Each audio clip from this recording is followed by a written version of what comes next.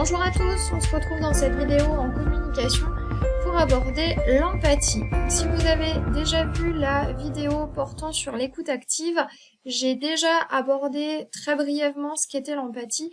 Et donc là, cette vidéo est vraiment dédiée à l'empathie et tout ce qui va autour de l'empathie. Donc la notion d'empathie, elle est basée sur plusieurs éléments, 3 précisément. Le premier élément, c'est l'acceptation inconditionnelle de l'autre, c'est-à-dire que l'on n'est pas dans le jugement, et on va parler ici d'écoute compréhensive. C'est-à-dire que si vous avez en face de vous un collègue ou une tierce personne, il faut savoir faire preuve d'empathie dans toute situation de communication. C'est vraiment un élément clé dans une situation de communication orale pour ne pas déclencher des frustrations et un conflit. Et donc, cette notion d'empathie passe par l'acceptation inconditionnelle et le non-jugement de l'autre. Ensuite, ça passe également par la neutralité bienveillante, c'est-à-dire qu'encore une fois, on ne va pas émettre de jugement lorsque la personne va nous raconter des choses, et on ne va pas non plus poser des questions indiscrètes. On va être neutre. On va laisser la personne se confier à nous sans poser de questions et sans la juger. Et puis ensuite, la troisième notion, c'est l'authenticité. Pour qu'il y ait empathie et qu'il y ait une bonne communication, il faut qu'il y ait un climat de confiance qui soit installé. Et donc, pour que ce climat de confiance s'installe, il faut que l'interlocuteur ait conscience de l'intérêt que vous lui portez et donc que cet intérêt soit réel. Voilà pour les différentes notions qui gravitent autour de l'empathie.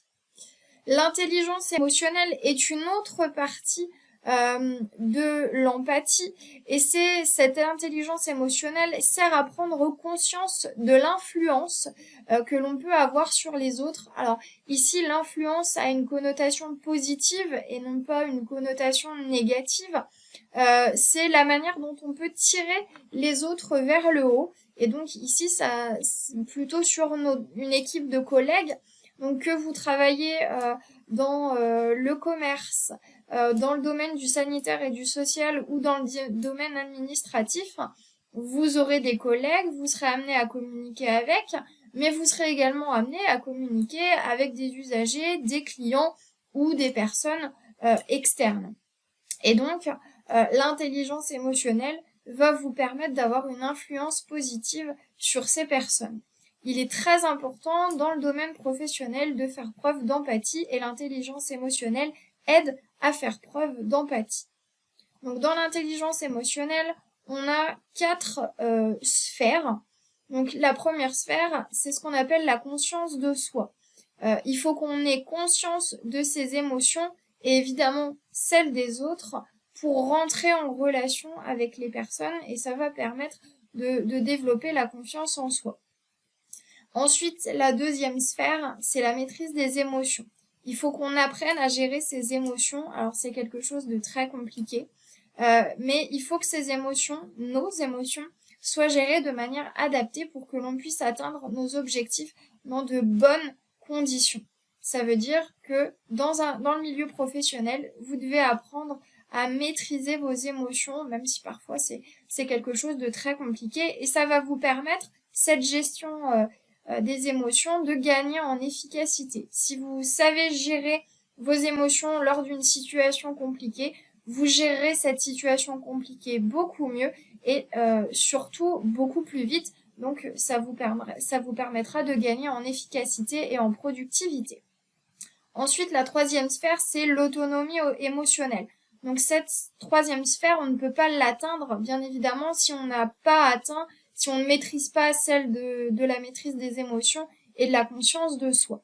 Donc l'autonomie émotionnelle, c'est la capacité à utiliser les émotions appropriées dans une situation donnée, qu'elle soit compliquée ou pas à gérer, mais c'est de réussir donc forcément à gérer ses émotions, mais à les utiliser de la manière la plus appropriée qui soit. Et puis la dernière sphère, c'est la gestion relationnelle. Ici, c'est de prendre en considération les émotions des autres afin de faire preuve d'empathie.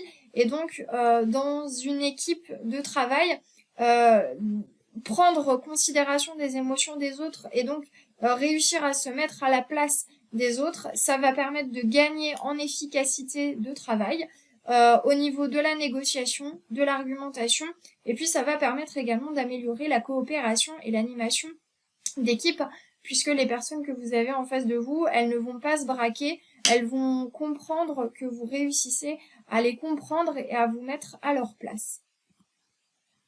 Donc, comme expliqué précédemment, l'empathie, c'est du coup la capacité à comprendre et à se mettre à la place des personnes pour éprouver les sentiments qu'elles peuvent ressentir à un instant T. Donc, pour améliorer son empathie, il existe plusieurs choses à développer. La première, c'est l'estime de soi. Avant de s'aimer, avant d'aimer les autres, il faut d'abord dans un premier temps s'aimer. Sinon, on ne peut pas aider les autres. Si vous êtes vous-même en train de vous noyer, vous ne pourrez pas sauver quelqu'un qui est en train de se noyer. Donc, c'est quelque chose de très compliqué de s'aimer soi-même et de prendre confiance en soi. Mais ça fait partie également des pistes pour améliorer son empathie. Ensuite, la deuxième chose, c'est de s'intéresser aux autres. Alors, s'intéresser aux autres, c'est également le faire sans jugement et sans arrière-pensée, mais ça va être de questionner la personne pour savoir comment elle va. Et puis ensuite, troisième chose, c'est apprendre et à observer en tenant compte du verbal et du non-verbal. Dans la communication orale, il y a deux dimensions, la communication verbale et la communication non-verbale. Donc la communication non-verbale accompagne la communication verbale, c'est-à-dire tous les gestes et les petites mimiques que l'on va faire lorsque l'on parle. Et en fait, on se rend compte que ça traduit parfois nos pensées. Et donc, vous, en tant que personne empathique, il faut apprendre finalement à décrypter le non-verbal de la personne que vous avez en face de vous pour comprendre ses émotions. Ensuite, quatrième point, c'est d'être dans le non-jugement et de rester neutre. Encore une fois, vous avez bien compris que le non-jugement était un point vraiment important et essentiel de l'empathie. Et enfin, dernier point, c'est de comprendre les émotions des autres, mais évidemment de ne pas faire semblant de comprendre, c'est vraiment vous mettre à la place des autres pour comprendre ce qu'ils sont en train de ressentir. Voilà du coup pour le cours portant sur l'empathie. Merci de votre attention et n'hésitez pas si vous avez des questions à nous contacter. À bientôt!